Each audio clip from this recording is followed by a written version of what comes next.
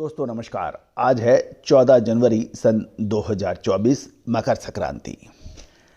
दोस्तों आप सभी को मकर संक्रांति के शुभ और पावन अवसर पर बहुत बहुत शुभकामनाएं। देश 14 और 15 जनवरी को मकर संक्रांति का पर्व मना रहा है।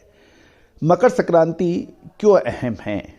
दोस्तों सूर्य हर माह राशि परिवर्तन करता है और राशि परिवर्तन को संक्रांति मानी जाती है और 14-15 तारीख एक महम मानी जा रही है क्योंकि सूर्य इसमें मकर राशि में प्रवेश करेगा और मकर में प्रवेश को संक्रांति का पर्व भी ये मकर संक्रांति के रूप में अहम है। अब महत्वपूर्ण क्या है? मकर संक्रांति को महत्व क्यों दिया जा रहा है? क्योंकि सूर्य उत्तरायण में आ जाएगा और ये दक्षिणायन से उत्तरायण में आना यानी सभी शुभ कार्य अब हो पाएंगे। गौरतलब है कि जब सूर्य धनु राशि में प्रवेश करते हैं तो मल मास का आरंभ होता है और लगभग एक मास धनु राशि में होने के कारण सभी शुभ कार्य वर्जित रहते हैं। लेकिन जैसे ही सूर्य मकर राशि में प्रवेश करते हैं धनु राशि में शुभ कार्य खुल जाते हैं। तो दोस्तों आज हम एक महत्वपूर्ण चर्चा करेंगे और बिल्कुल एक ऐसी महत्वपूर्ण फरवरी के लिए एक महत्वपूर्ण अग्रिम विश्लेषण भी देंगे।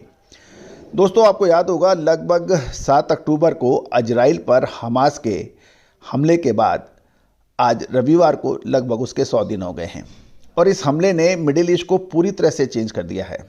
इसमें दुनिया के सबसे अहम शिपिंग रूट स्वेज और रेड सी यानी लाल सागर में खतरा बने यमन के हूती विद्रोहियों पर अमेरिका ने शनिवार को दूसरे दिन भी हमले किए हैं।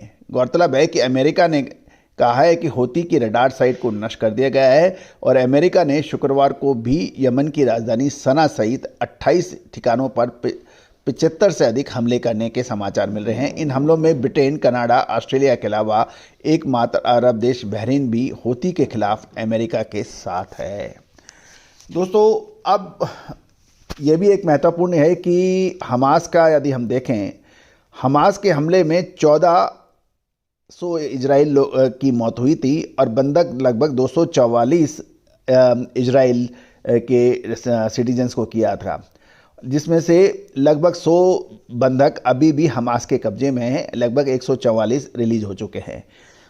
इजराइल ने जवाबी कार्रवाई करते हुए गाजा के 23 लाख लोगों में से 11 लाख लोग अब बेघर हो चुके हैं।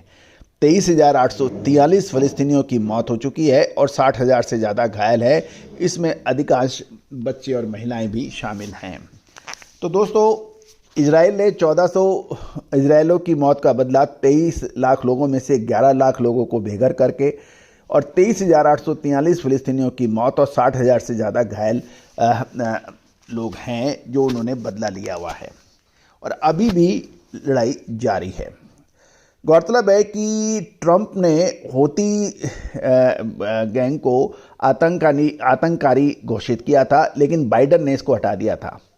गौरतलब है कि नवंबर से लाल सागर में जहाज़ों पर हमलों के बाद हूती संगठन को व्हाइट हाउस आतंकी संगठन को दोबारा नॉमिनेट करने का विचार कर रहा है। 2021 में बाइडन ने हूती विद्रोहियों को आतंकी ग्रुप नामित करने के ट्रंप के फैसले को चेंज कर दिया था।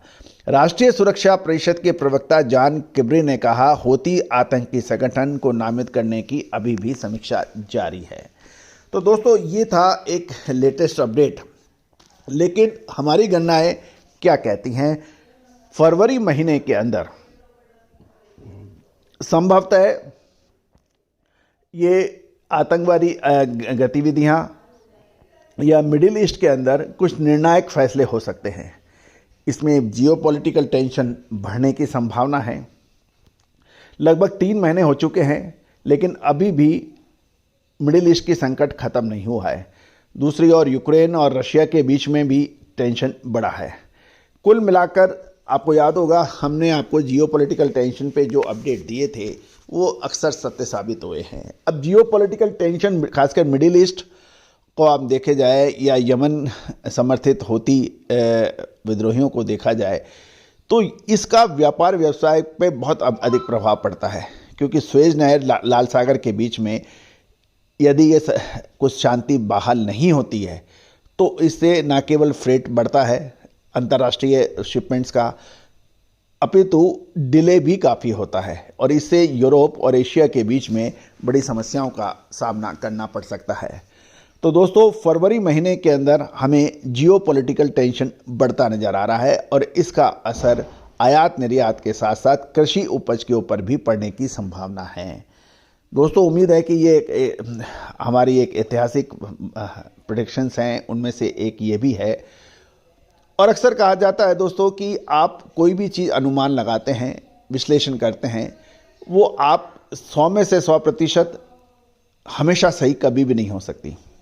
जिस प्रकार एक बल्लेबाज से एक ये उम्मीद करना कि हर मैच के अंदर वो डबल सेंचुरी ट्रिपल सेंचुरी बनाएगा, किसी गेंदबाज से ये उम्मीद करना कि हर ओवर के अंदर 6 बॉल पे 6 विकेट ले लेगा या हर बॉल पे मतलब हर ओवर के अंदर वो एक हैट्रिक ले लेगा, यानी 3 बल्लेबाजों को लगातार आउट कर देगा, तो ये कभी भी संभव ना था, ना है, ना आगे होगा।